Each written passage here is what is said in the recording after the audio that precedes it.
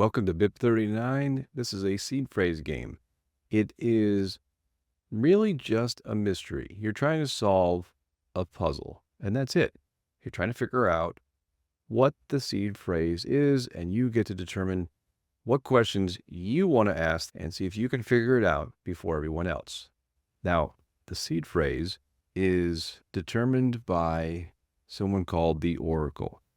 You can pick the oracle any way you want. You can rotate that designation if you'd like. But what this person does is they select what the seed phrase is. In BIP39, the seed phrase consists of 3 words. The oracle will take these 3 words from their deck, and they're going to put them in a specific order. And that order really does matter. So let's take an example. Let's say that you're the oracle and you chose dolphin, zebra, and lizard. Well, there are 6 different ways that you can set just those 3 words up, and you have 74 words to choose from. So whichever order you choose, that is the seed phrase. So one thing you're going to notice is these decks have different colors, but they're all the same. The list of words is the same in all decks. It's 74 words that actually come from the official BIP39 list of words. So just a couple quick rules of thumb. The oracle has to be someone who is neutral. They don't play favorites. They don't harass people. They are literally just a facilitator. And they sometimes really don't know what the answer is. You just have to accept that part of the game is the oracle is going to answer as truthfully as they can, but they really may not know, or they may actually answer incorrectly. So is a bug an insect or an insect a bug? Some people know that and some people don't.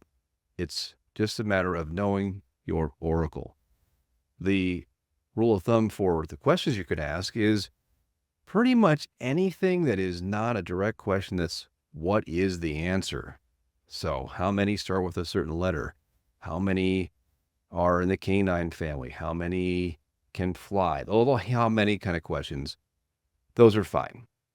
Does the first animal swim? Does the second animal start with a certain letter? Those are all fine. Where it goes off the rails is when you try to trick the oracle into revealing something that they're not supposed to reveal. So you lay out all your cards and you say, is one of these the answer? Or what is the second animal? Something like that. Those kind of trick questions are not okay.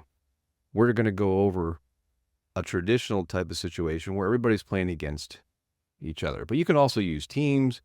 You can also do this collaboratively. So let's say you're Alice, you're the oracle. The first thing you need to do, look at all of your cards, figure out which 3 you want, and place them in order. So in this case, we're going to say that Alice has chosen kangaroo, whale, and gorilla. So while Alice is doing that, everyone else is going to organize their deck in some way to help them with their strategy. So let's say you really know your stuff and you want to do taxonomy. Fine. You order your cards by family or genus, but for other people, maybe you just want to sort them by where they live or how many have 4 legs or whatever it is. We want to have some fun here. So some people will just do alphabetical, and that's what we're going to do here with Bob. And Carol, she's a little bit more technical. So she actually wants to organize it by the class of animals. So mammals are different than reptiles, etc. Dave in this group, well, he's going to do by where they live. So a whale is a mammal, but it lives in water. So the designation will change the kind of questions that he asks. And then you just start going around. You go clockwise. So remember, our seed phrase is kangaroo, whale, gorilla, but Bob, Carol, and Dave don't know that. So they start asking questions. So maybe Bob looks at his list and he says, man, there are a lot of P's in here. How many start with the letter P? The oracle looks at it, kangaroo, whale, and gorilla. None of those do. Oracle answers none. So Bob just removes those cards from his deck. It's an elimination type of thing. Carol's organized differently. Remember, she wanted to do it by class. So she asks how many are mammals before she even does that, she should already have removed everything she could have. She should no longer have any P's based on the last question. So the oracle looks at the kangaroo, whale, gorilla cards and said, all three of these are mammals. So this is actually a really good question for Carol because now it eliminates half the cards. So at this point, Dave has removed all of the cards that he could remove based on Bob and Carol's question. And he looks at his cards and then asks, how many are canine?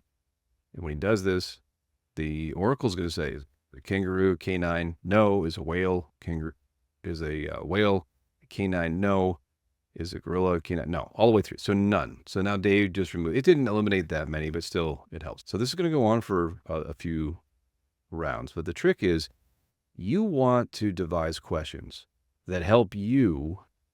They help you eliminate your cards, your options, but not being particularly helpful to the other players, because your goal is to be the first one to guess what the seed phrase is. So at some point, most of the folks have figured out what the cards are, and then you're going to transition to figuring out what the correct order is. So it's Bob's turn. He thinks he knows what the final three cards are. He doesn't know the order. He asks if the second one lives in water. So if the oracle answers yes, which they have to because whale is number 2, Bob now knows to put whale into the second spot. Of course, everybody else also knows that. Carol thinks that now that she knows where the whale is, she has the answer. So she's going to go for the win. And she says, I'm going to make a formal guess. She slides her cards over so nobody else can see them. And then, of course, something happened in the play, and there was some confusion, and she has kangaroo and gorilla in the wrong places. So at this point, the oracle just has to say, that's not the answer. You're out. So Carol's now out of the game, and nobody knows what her cards were. So they're trying to figure out a hint from that, but she's out.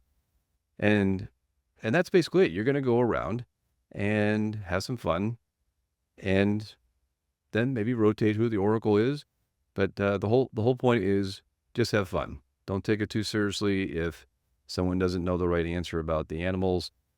It's something that you can play with all ages, and looking forward to playing with some of you as soon as we can. Thanks.